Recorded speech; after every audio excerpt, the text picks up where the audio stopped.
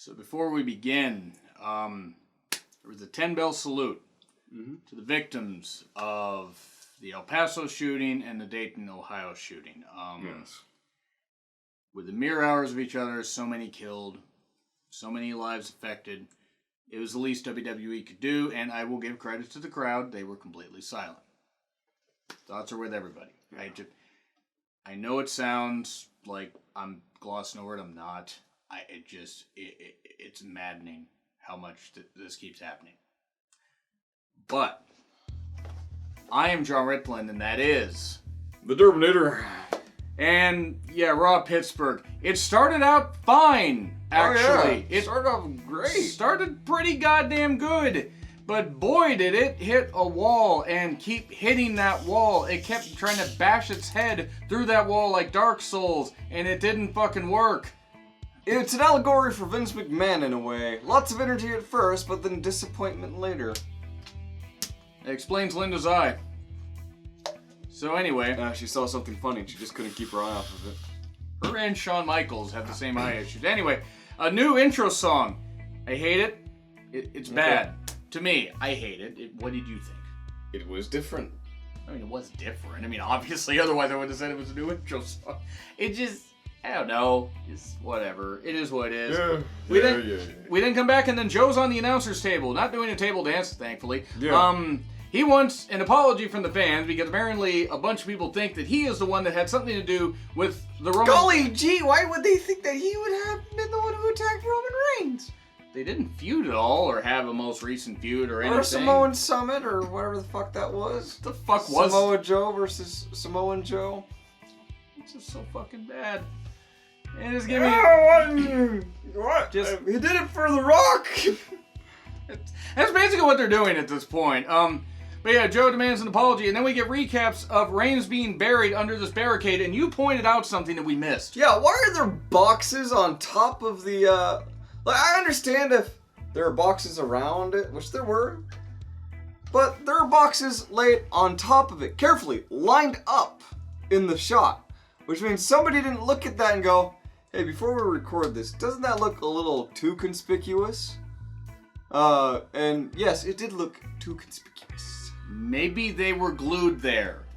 Maybe one of the man-eating... Because for it to have fallen over onto that would be impossible, considering that the pylons were already on top of other containers. And also... to keep from crushing Roman. And they might have, maybe ended up in the wedges or something like that, or the wedges that... The man-eating pigs from Hannibal no way that put could them have there? happened. No. What? There's no way that could have happened by it falling. I know. I'm just saying, what in the world? What was this? I am the box ghost! Beware! But Joe is going to hijack Raw and say he wants Roman Reigns to apologize to him, and then Becky's music hits because Becky doesn't give a fuck. Mm-hmm. And this was a women's match that the crowd actually cared about. You all right? Yep. Okay, we get Becky and Charlotte. Back too fast. It's terrible to do, Chris. Drinking's bad. I have a drinking problem, but not what you think it is. Airplane. So, Becky and Charlotte, it's a good thing they never had a rivalry or anything. Yeah. Wait. Yeah. Yeah. The evolution of this rivalry. But anyway, they faced up against Natty and Trish. Did Trish get in the ring at all? Because, I was a little out of it. I don't think Trish did that much. I didn't see her step in once. Which, I guess is fine, but why didn't you just fucking have, somebody else? Becky versus Sarah Logan? And then have Natty do a run-in and attack Becky at some point? Or have Becky versus someone, and then you have Natty versus someone, and then you save Charlotte for SmackDown. Yeah, and they could have had Charlotte and somebody against Trish and some... This show is very disjointed. This is the go-home show for SummerSlam, Not that you could tell. The show could end up actually over-delivering because my expectations are in the goddamn toilet at this point. Mm-hmm. And that's nothing against the talent. They got 9 matches announced. I don't think they've announced any more. Better? Yeah. All right. Of course, at one point, Charlotte using that reach, taken out of context. Corey, what the fuck, man? There were a lot of things taken out of context on this show. Primarily by you. I never take things out of context, Chris. Only always. Only always, right. We then get the spot. So Charlotte had some good exchange. Everybody did their spots. Natty had Becky in the sharpshooter. Becky got to the ropes, did not break. So DQ. And it was a good story of, like, since they're going to have a submission match, you have the power of Natty's sharpshooter, the effectiveness put over on that. Yeah. That being said, we know what's going to happen at SummerSlam. We'll save it for our prediction show tomorrow. Knee bar? Yeah, clearly. Cool. It's going to, what a knee bar, bro. We'll get to that. Yeah, we will. We then get Andrade. Yeah. With Zelina Vega versus Rey Mysterio. Zelina cannot see over the bottom rope when she's looking in the ring. That is adorable. So she also can perform a head scissors takedown, so that's pretty good. She can. She was, and of course the crowd was chanting 619, the same amount of charges that Ben Roethlisberger has had against him. Moving on. That's an understatement. I mean, it is. So, we then get a Mexican destroyer on a Mexican. We need to build a wall for this. Oh, God. Zelina does end up hitting Ray with the most adorable stunner off the ropes that I've ever... God damn, Sam's just putting his neck across the rope. That was a neck breaker. I know. It was just funny. But then a hammerlock DDT for the win. It was actually a good match. There were some good near falls. This is it's pretty almost good. like Ray and Andrade have fought each other a great many times in WWE and can know how to put on great matches anyway because they're highly skilled luchadors. And Andrade Ray. You're ashamed of me, aren't you? Andrade. Oh, God. That's even better. Keep running with that. Come on. Yeah. On your A game. SA game. So then, moving on from that. This was a good match, though. It was good. I enjoyed it. The first two matches were great. And then we ran into a friggin' buzzsaw. Actually, you know what? Leatherface clubbing me in the head would have been more preferable. That was the 24/7 championship segments. OBGYN appointment, by the way. Mike Kanellis found his spine and pinned his wife on the OBGYN table. Because it turns out that I believe it was Kendall Marie who was the ref that counted the pin. And he pinned his wife and got the 24/7 title. Ran out the door, and R-Truth and Carmella were disguised as a couple sitting on the couch. R-Truth was the woman in this relationship, because of course he was doing that, because it's R-Truth, and comedy is one thing he does extremely well. Guess who's not the 24/7 champion anymore? Mike Kanellis. Yeah. So R-Truth's the champ again. We're finally done with that Mike and Maria 24/7 portion, which is great.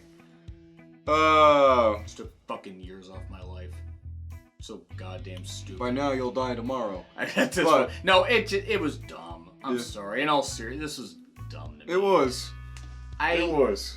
And I get it. And how you presented it, I know you can. This segment on its own wasn't necessarily bad, but followed up with the last week's segment with it. Like, if it was just Maria had somehow managed to get the 24/7 title, and then there was Joanne and Mike was just like, and then pins her, this would have been a great comedy segment. But it is weighted down by the prior plot points. And for me, the 24/7 title didn't get off to a good start. It's gotten steadily worse to me. It's already run its course, and they're just, this horse is dead, and they're just trying to drag it across the finish line. They need to keep it, if they're going to keep it, they need to make sure that more people are interacting with it. Drake's finally done with that, it seems like, for now. Didn't he have a match with Mike Kanellis in 205 Live? I didn't get to watch it yet. Oh, no, I'm just asking. Yeah. I thought he did, okay.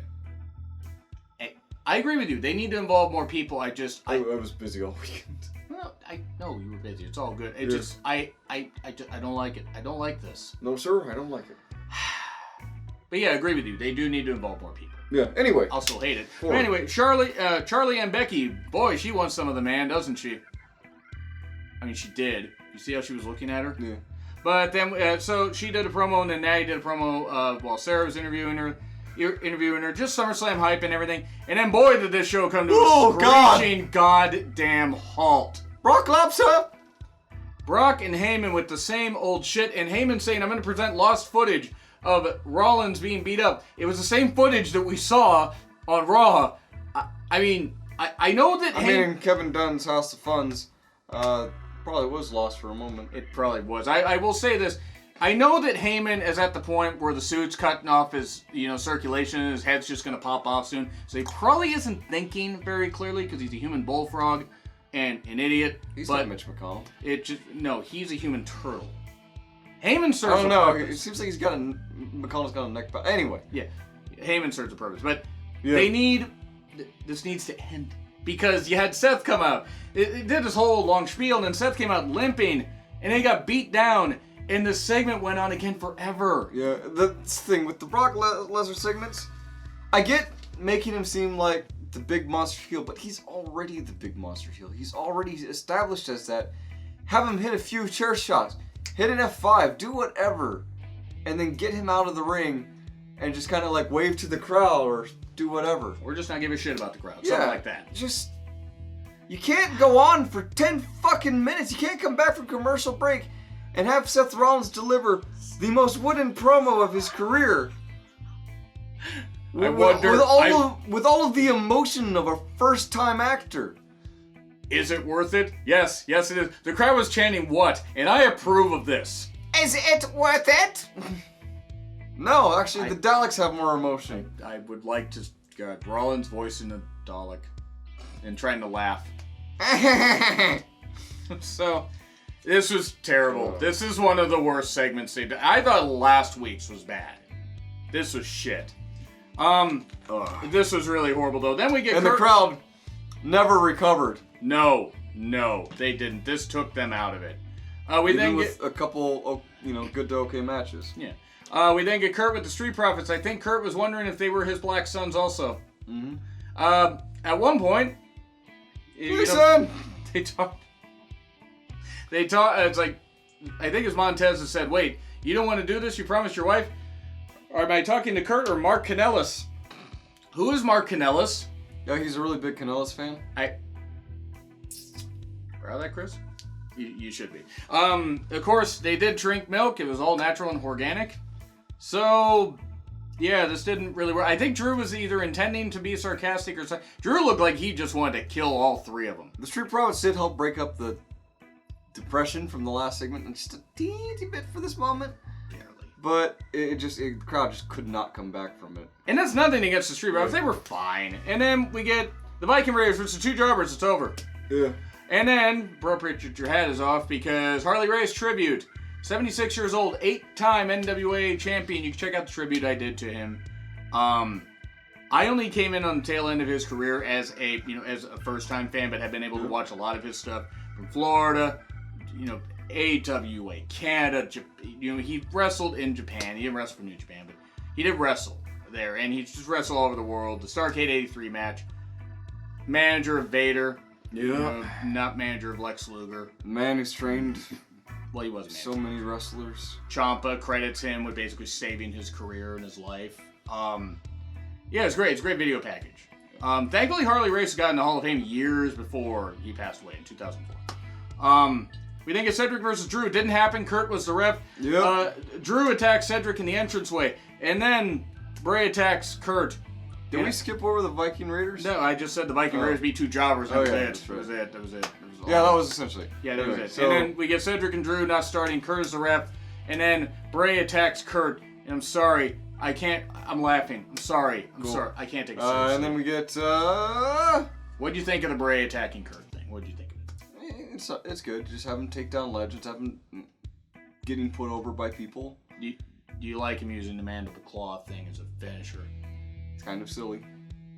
I mean, I understood using that on Foley. Yeah, but using that on Kurt, not so much.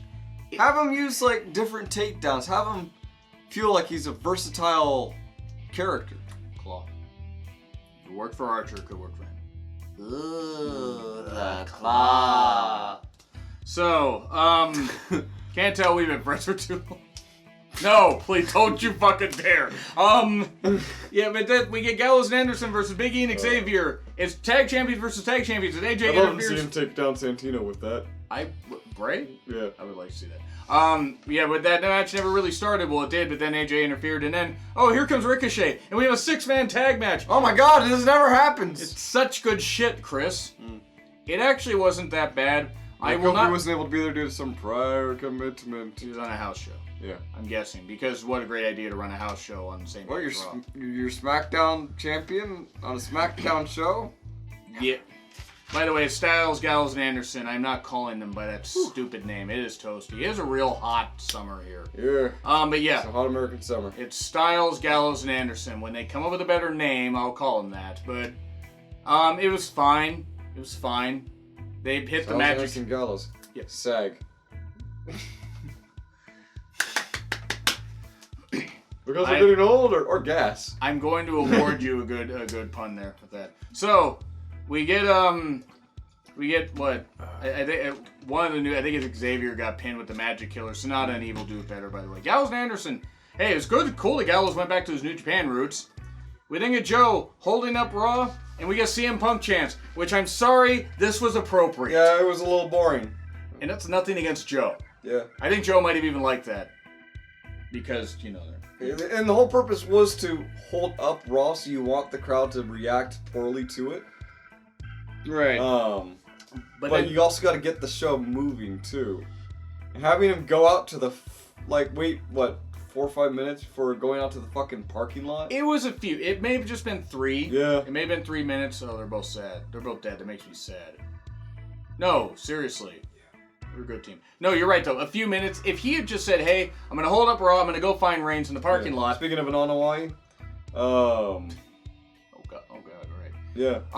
Yeah, he goes to confront Roman Reigns. I almost called him Joman Reigns. And wait, he's like going to confront him, and then Roman gets back in the car because somebody almost hits him. God damn it, Rikishi. Or somebody said Jimmy Uso's at it again. Really shouldn't laugh at that, but Yeah. God, this was bad. I got juice! And Joe is like yelling, get a medic, this kind of stuff. I guess Joe's turning face or something? Who the fuck? I don't really care who tried to kill Roman Reigns. Yeah. I mean, Who framed Roman Rabbit, Hoorah. So, it's like Kevin Dunn trying to impersonate Roman Reigns.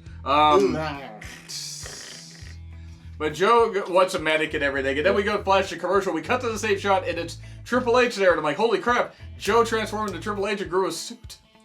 So... Transformation.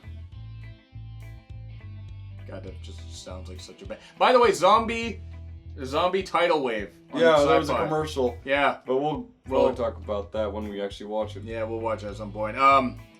Yeah, this segment was stupid. Yeah, there were a lot of stupid segments here. But then we get to a match. This is the last match of the night, and it started at about 7:10? Ish? Yeah. No, ish was early. We get the Iconics versus Alexa and Nikki Cross. Iconics! Sonya and Mandy, and Asuka and Kairi. And it was a fatal 4-way match, elimination match. And who else would be the first eliminated but the one group that's always the first eliminated? The Iconics! It was for the women's tag team titles. Yes, which means they lost them. Which have not been defended in months. Correct. They got defended, on SmackDown, like 2 minutes? Mm. They haven't been defended on any show in months. Why did you even bring these titles up? Why? Seriously. The Iconics, I'm not saying the Iconics had a great run. It should have been a cross-brand tag team title, like they were going to do with Bayley and Sasha. Have the Iconics show up in NXT. Yeah. Face Candice and Casey Catanzaro. Yeah. Something at house shows. Drum up interest. They didn't do that. And however you feel about the Iconics gimmick and the wrestling, but I like them. I think they're good in the ring. I think they're a good team. I mean, they did absolutely nothing with them. They won them at Mania in a pretty good moment. And they lose them the week before SummerSlam. This is almost as bad as Asuka losing the championship to Charlotte just before Mania. She didn't lose the championship, but she did lose the match. No, Asuka lost the women's championship to Charlotte. Oh, that's right, Mania. that's right. Remember that? Yeah. Remember that. Fuck, I forgot about that. I know, no, that's what I was I referring purged that from my memory, it was so awful. Think of all the good the Purge does. No. The Iconics dominated first. They were taking everybody out. The crowd didn't give two shits about this match. Yeah, they were all emotionally drained after 2 brick walls of segments. And a couple matches that really weren't all that good anyway.